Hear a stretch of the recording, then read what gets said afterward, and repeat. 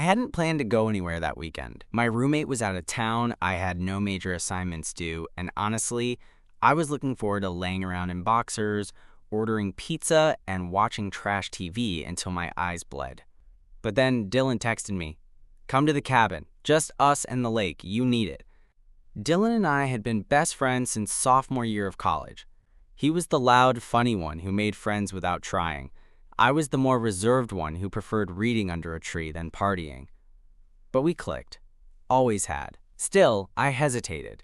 I knew the cabin, had been there once, back in winter with a group.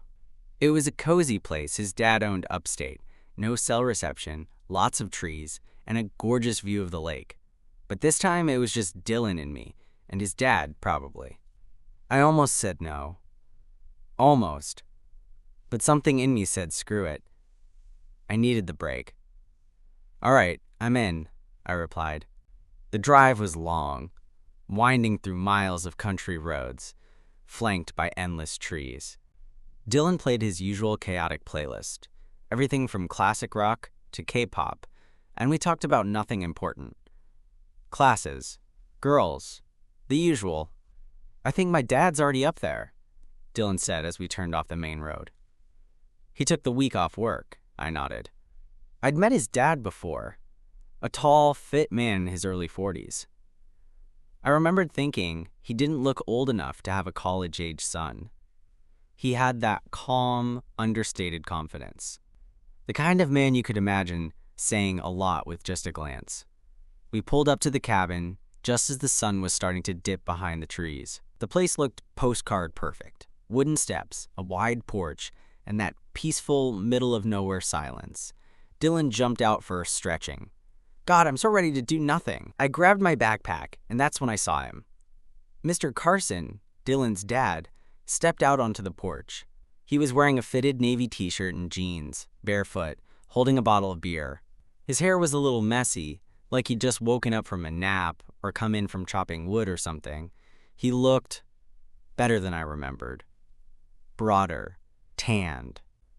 "About time you two got here," he called out with a smile. "Blame him," Dylan said, jabbing a thumb at me. "Had to stop for snacks."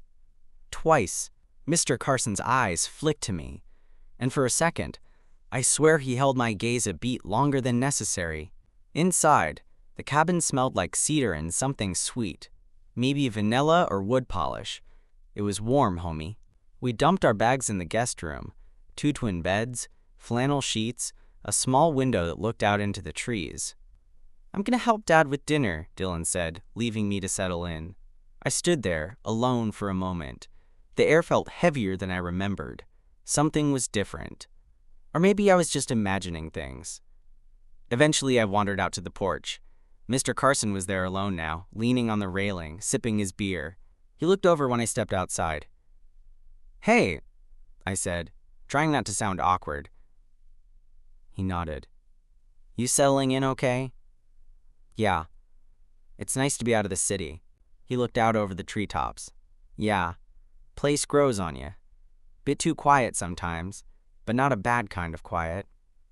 We stood there in silence for a few moments. It wasn't uncomfortable, just charged. "You've grown," he said suddenly. I looked over. Thanks?" he chuckled. "Didn't mean it weird. Just, you look more grounded than the last time you were here." I didn't know what to say to that, so I just nodded, the warmth in my face probably not from the sunset. Dinner was grilled chicken, corn on the cob, and a bottle of red wine that Dylan insisted on opening even though I knew he hated wine. We ate on the porch with soft music playing and fireflies blinking in the dusk. Afterward, Dylan went to shower. Mr. Carson poured himself another drink. I started to follow Dylan, but something about the moment, maybe the breeze, maybe the quiet, held me in place. "You drink?" Mr. Carson asked, holding the bottle. "Sometimes," I said. He poured a little into a second glass and handed it to me. Our fingers brushed. Just briefly, but I felt it. "You and Dylan been close a long time?" he asked. "Since freshman year. He talks about you a lot." That surprised me. All good things, I hope. He gave a half smile. Always. We were quiet again, and then he said something I didn't expect. You're different when he's not around. I blinked. What do you mean? You seem calmer. Like you're not performing.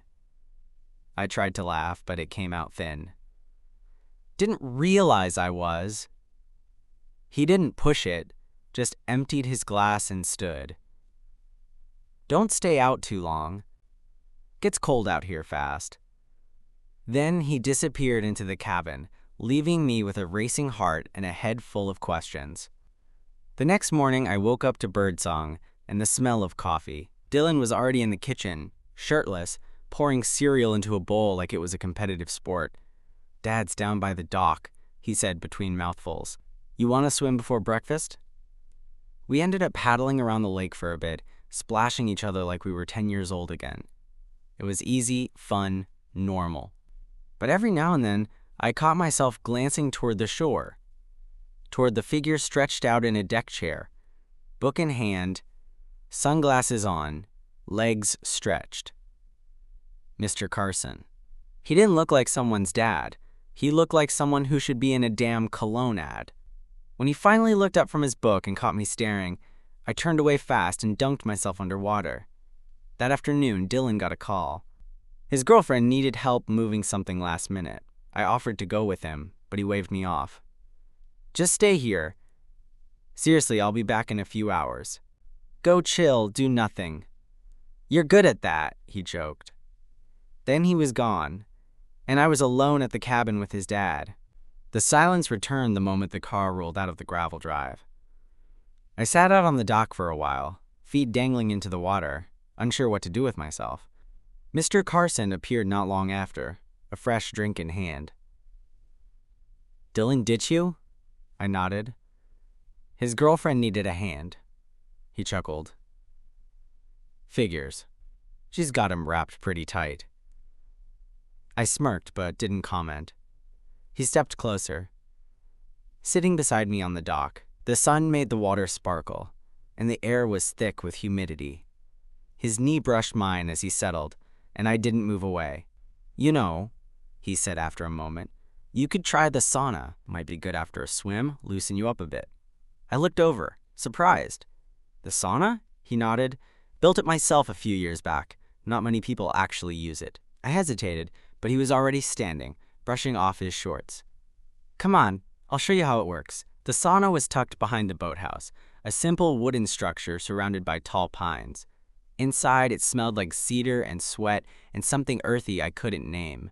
Mr. Carson adjusted the temperature controls and poured water onto the hot stones. Steam hissed up, instantly thickening the air. Give it 5 minutes, he said, turning to me. Then you'll feel it hit you. He looked at me, his expression unreadable. You going in like that? I glanced down. I was still in swim trunks and a damp t-shirt. I guess not, he nodded. Towel's fine. I've got extras inside. I followed him to the small changing bench in the corner, where 2 clean towels were folded. He handed me one and turned away, casually pulling off his shirt. I didn't mean to look, but I did. His back was broad and sculpted, the muscles moving smoothly under his skin as he reached for the waistband of his shorts. My breath caught as he let them drop and wrapped a towel low around his waist. He didn't say anything, just turned, caught my eyes, and raised an eyebrow. You comin'? Inside the sauna, the heat hit me like a wave. It was humid, thick, and already making my skin prickle with sweat. I sat on the lower bench, towel wrapped tightly around my waist. Mr. Carson settled across from me, one leg bent, his towel hitched just high enough to make it impossible to focus. We sat in silence for a few minutes, both of us sweating, breathing slowly. My heart was beating faster than it should have been for just sitting still. You okay? He asked suddenly. I blinked. Yeah, just hot. He smiled. That's kind of the point.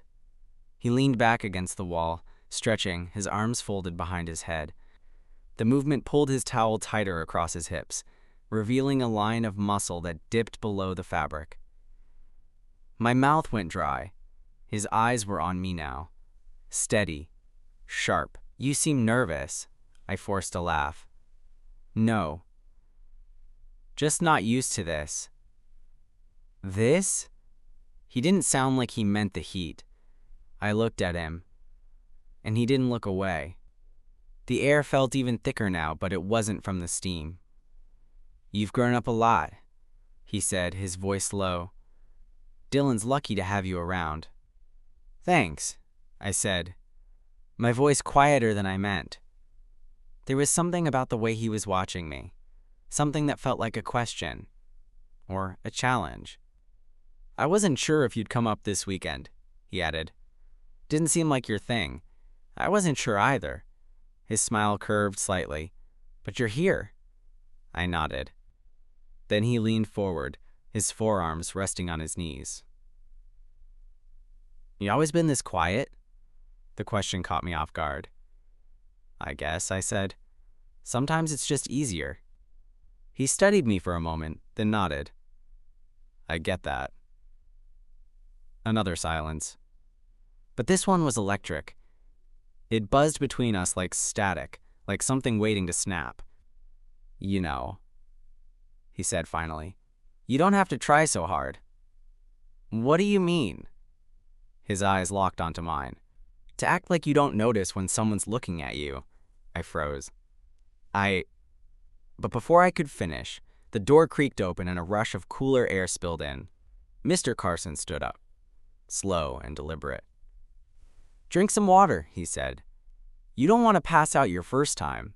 Then he left, leaving me alone in the heat, my pulse thudding in my ears. I stayed in the sauna another 5 minutes, maybe 10. I lost track. My head felt foggy, but not in a bad way. My skin slicked with sweat, muscles loose, heart doing something that had nothing to do with heat. When I stepped outside, the cool air felt like a shock. I wrapped the towel tighter around me and walked slowly back toward the cabin. Mr. Carson was nowhere in sight. Inside, the house was quiet. Dylan still wasn't back. I stood in the hallway for a second, listening. Then I headed to the bathroom, showered, changed into dry clothes, and tried to act like I wasn't replaying everything Mr. Carson had said. Or how he'd looked. Or how he'd looked at me.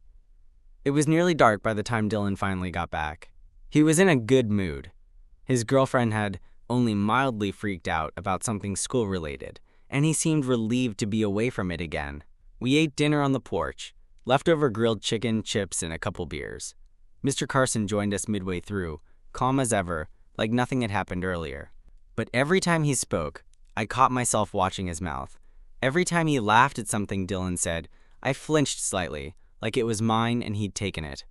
It was stupid, I told myself. He was Dylan's dad. Still, after dinner, Dylan suggested we light the fire pit and hang out outside for a bit.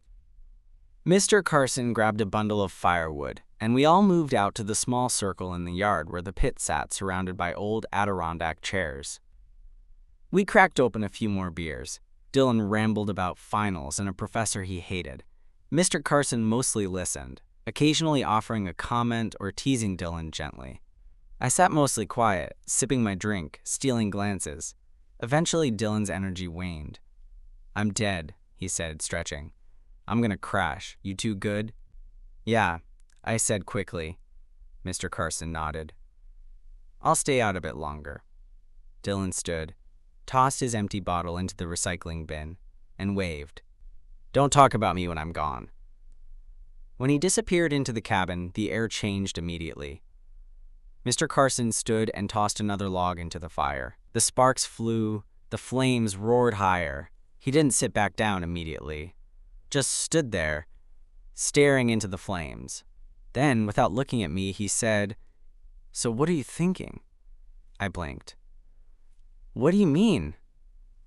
He finally turned, expression unreadable in the flickering light. I saw the way you looked at me earlier. In the sauna. On the dock. I opened my mouth, but nothing came out. I'm not judging, he added softly. I'm just wondering if you're going to keep pretending you don't notice. I stared into the fire. My mouth felt dry again. It's not like that, I said quietly, though even I didn't believe it. "No," he said, one brow raising slightly. I glanced at him. The firelight made the shadows dance across his face, his jaw clenched slightly, but not with anger. Something else. Restraint? I didn't mean to stare, I added. I wasn't trying to be weird. He nodded slowly. You weren't. I just think maybe you're not used to someone noticing you back. That hit harder than I expected. I laughed once, bitterly. Yeah, you're not wrong. He sat back down, closer this time. Our chairs angled just enough that our knees could have brushed if we shifted an inch. Dylan doesn't know, I said. I figured. He'd probably freak out. He might. Silence again, thick with something unsaid. You're not what I expected, he said finally. Neither are you. He smiled at that. Small, real. I'm not trying to mess with you. I just think you deserve to be seen. I turned to him then, really turned, and for a second, I didn't see Dylan's dad. I saw a man sitting across from me who had looked at me not with judgment or discomfort, but with something like clarity. I swallowed. And what is it you think you see? His eyes locked on mine. Someone who's tired of hiding. The fire cracked, throwing up a burst of sparks. Neither of us moved. The silence returned, but this time, it didn't feel awkward. It felt like a decision waiting to be made. And part of me knew it already had been. He stood again, brushed off his jeans. I'm heading in, he said, his voice quieter now. I looked up at him. The porch light behind him made his features softer somehow. I'll see you inside, he asked. Not like a question, more like an offer. I nodded once, and then he turned, walking back toward the cabin, not looking back. I sat there another minute, heart pounding. Then I stood up and followed. The cabin was quiet when I stepped inside.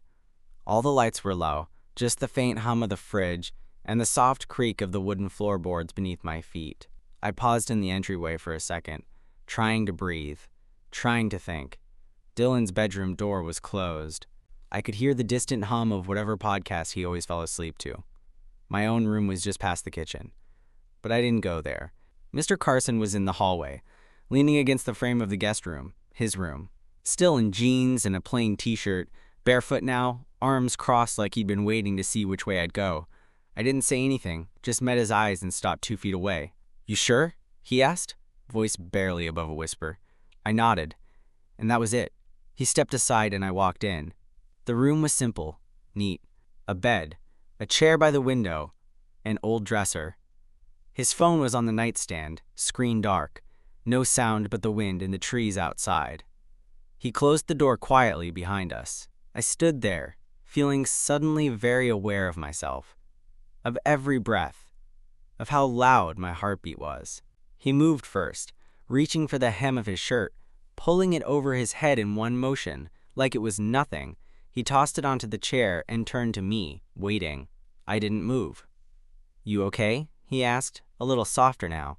I nodded again, this time more slowly. Just nervous, I guess. His eyes didn't leave mine. We don't have to do anything. That somehow made it worse, in the best way, because he wasn't rushing. He wasn't trying to take anything. He was waiting, seeing me, letting me decide. I reached for my hoodie, pulled it over my head, and let it drop to the floor. The bed creaked a little as we sat, side by side, both of us facing forward like neither of us was sure how this started or where it was going. He was warm, close. He spoke first. You don't have to explain yourself to me, or be anything you're not. I don't even know what I am, I admitted, voice barely audible. That's okay, he said. You don't have to know. The quiet was long, but not empty. Eventually, I turned to him. Why me? He gave me a look I couldn't quite read. Not pity, not amusement. Something closer to softness.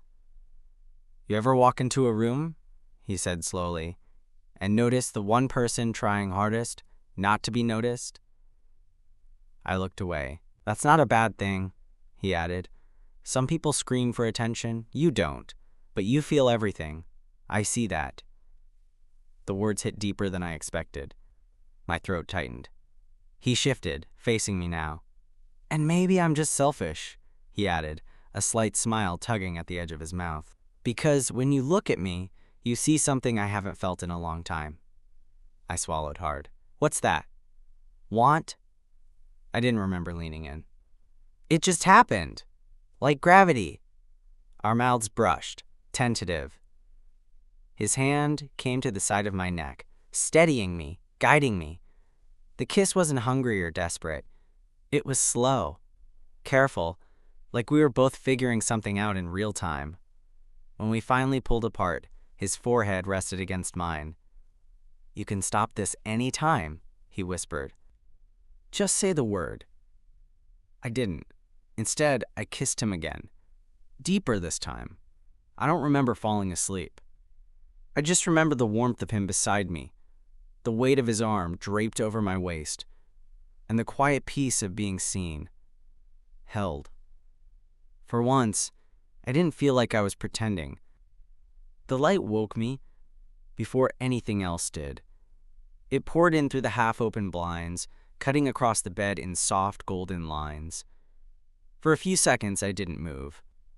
Didn't even breathe. I just stared at the ceiling, replaying every moment from the night before. Mr. Carson's steady breathing was the only sound in the room. He was still asleep, one arm draped loosely over me, his bare chest warm against my back. I should have felt panic, or guilt, or something. Instead, all I felt was stillness, like my brain had stopped running for once. But reality crept in slowly, like fog rolling across a field.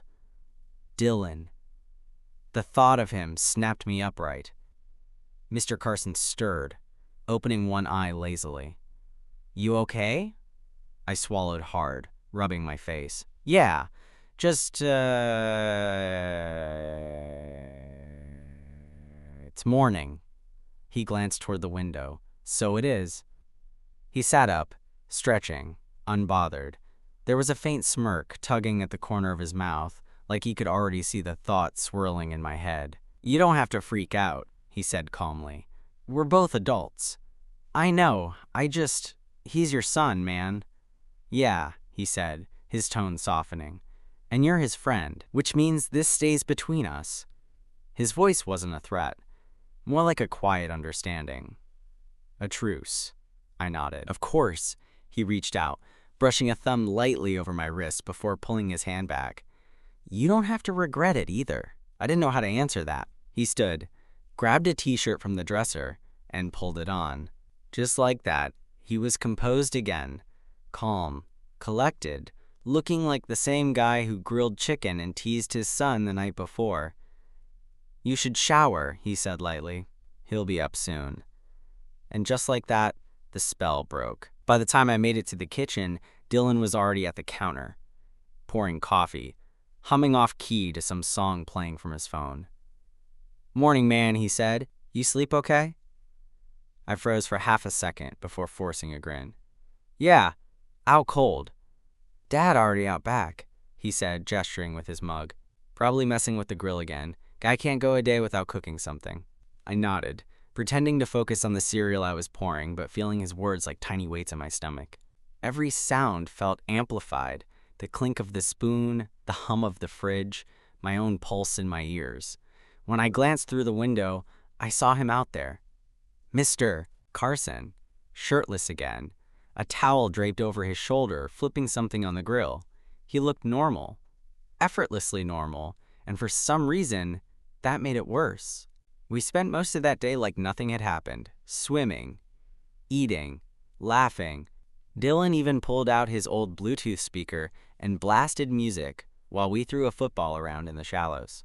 Mr. Carson joined for a while, then sat on the dock with a beer, watching me, mostly. Every time our eyes met, something in me twisted. I couldn't tell if it was guilt or the ache of wanting more. Later that afternoon, Dylan announced he had to drive back to town to grab something from the hardware store. You guys good? He asked, grabbing his keys. Yeah, go ahead, Mr. Carson said. We'll hold down the fort. When Dylan's car disappeared down the long gravel drive, the silence that followed felt almost deafening. I stayed on the porch, pretending to scroll my phone, while Mr. Carson leaned against the railing a few feet away. "You don't have to act like you're scared of me now," he said quietly. "I'm not," I said too quickly. He tilted his head slightly. "Then what are you doing?" I sighed, rubbing the back of my neck. "Trying not to screw up a friendship, for one." "Whose?" he asked. I looked up, caught off guard. "What?" "Mine or his?" I blinked, unsure how to answer. He gave a small, almost tired smile. "You don't have to pick sides. This doesn't have to be anything it's not, but it is something," I said before I could stop myself. He looked at me for a long moment. The wind stirred, carrying the scent of pine and smoke. Then, quietly, he said, "Yeah, it is." He stepped closer, not enough to touch, but enough that I could feel the heat of him. Then he whispered, "Come back tonight, if you want to." And then he turned and went inside, leaving me on the porch with my heart hammering and my mind spinning. That night, I lay awake in the dark, staring at the ceiling, listening for his footsteps. And when I finally heard the soft creak of floorboards in the hall, I didn't hesitate. The hallway was quiet, save for the faint hum of crickets outside. I opened the door carefully and stepped into the dim corridor. The glow from the kitchen nightlight cast just enough light to make out his door, still slightly ajar. I hesitated at first. 1 second, maybe 2. Then I pushed it open. Mr. Carson was sitting on the edge of the bed, wearing nothing but soft sleep pants and a thin undershirt. He didn't look surprised to see me. "You came," he said. I nodded, stepping inside. I couldn't stop thinking about it. He gave a slow smile, just the corners of his mouth twitching up. Neither could I. The second time wasn't tentative. It wasn't cautious like the first. It was deliberate. His hands were steady, his voice quiet but certain. He pulled me into him like he already knew every line of me, every hesitation, every place that still didn't know how to be touched. It wasn't rushed, but it wasn't gentle either. It was like something between us had shifted, no longer waiting to be explored, but finally being claimed. He kissed me hard, hand curled behind my neck, and I let myself fall into it. Let myself forget about Dylan, forget about consequences, forget about how temporary this all probably was. Later, I lay on my back, staring at the ceiling. His arm was across my chest, his breathing slow and even. I felt wrung out, emptied in the best way, but my mind wouldn't shut off. "Do you do this a lot?" I asked quietly. He didn't answer right away, just shifted slightly, propping himself on one elbow so he could see my face. "No," he said finally. "Not like this." I turned to look at him. "What do you mean?" "I mean, I don't just invite people into my bed," he said. "Especially not my son's friends. That's supposed to make me feel better," I said, but there was no bite in my voice. "It's supposed to be honest." He paused, brushing his thumb across my chest absent-mindedly. "This feels like more than just messing around," I swallowed. "It does," he nodded. "So what do we do with that?" I laughed softly. "No idea." The next morning was trickier. We both knew Dylan was still in the house. We kept our distance, ate separately, avoided each other's eyes. Dylan, thankfully, was oblivious, too busy planning a hike he wanted to take us on, already packing trail mix, like we were training for Everest. I played along, smiled, laughed at his dumb jokes, but every time I caught sight of Mr. Carson across the room, I felt like my skin was going to burn clean off. It was too much. The secrecy, the tension, the knowing. I slipped out onto the porch just after noon, needing air, needing space. A few minutes later, I heard the screen door creak behind me. "Too much?" Mr. Carson asked. I nodded, not looking at him. He came to stand beside me, close, but not touching. "I don't want to hurt you," he said, "or complicate your life, or Dylan's. You already have," I said, quieter than I intended. He looked at me carefully. "Then maybe this needs to stop." I looked at him, really looked at him, and then I asked the question, I hadn't let myself say until now. Do you want it to? His jaw tensed. He didn't answer immediately. No, he said. But wanting something doesn't mean it's right. Doesn't mean it's wrong either. We stared at each other for a long time, caught in that space where reason and desire sit like rivals at a poker table, both bluffing. Finally, he said, "We've got one more night before you guys head back. Let's just not talk about it. Not for now." And for some reason, I agreed. Even though I already knew that last night wouldn't be enough. That last night felt different. Not just because we knew it was the end of something, but because there was no pretending anymore. No nerves, no hesitation. Just the slow, steady reality of two people who'd crossed a line and didn't want to step back. I slipped into his room after Dylan had gone to sleep. It felt less like sneaking and more like instinct. He didn't say anything when I came in, just pulled back the blanket, wordlessly inviting me in. We didn't rush. We didn't talk. We just existed in the same breath for as long as the night would allow. The next morning was gray. The sky hung low, heavy with clouds, and a light drizzle misted the driveway as we packed the car. Dylan grumbled about the weather, tossing bags into the trunk like it personally offended him. Mr. Carson stood on the porch with a coffee mug, watching. When I came out with my backpack, he met my eyes for just a moment. No smile, no expression at all. Just that same calm, unreadable face he'd worn when we first arrived. "You guys good to go?" he asked. "Yeah," Dylan said, slamming the trunk closed. "Thanks for letting us take over for a few days." "Anytime." I walked toward the car, my hand on the passenger side door when I felt it. His hand just barely brushing mine as he passed by. Blink, and you'd miss it. But I didn't miss it. "Take care of yourself," he said, voice low. "You too." That was all. The drive home was quiet. Dylan fell asleep 20 minutes in, slumped against the window like a kid. I kept my eyes on the road, one hand on the wheel, one on my knee, right where Mr. Carson had rested his hand the night before. I didn't know what to feel. Guilt, relief, want. All of it sat heavy in my chest. He hadn't promised anything. I hadn't asked. But still, as the cabin disappeared behind us in the rearview mirror, I felt the ache of something unfinished.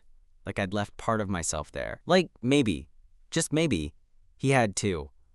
Back at school, life moved on. Dylan and I slipped back into our usual rhythm. Late-night ramen runs, group study sessions, stupid arguments over whose Spotify playlist was better. Nothing had changed, except me. Because every time my phone buzzed, I half expected it to be him. It never was. 3 weeks later, I got an email. No subject line, no greeting. Just a single line. "If you ever need quiet again, the cabin's always there." I stared at it for a long time, then I deleted it. But I didn't forget it.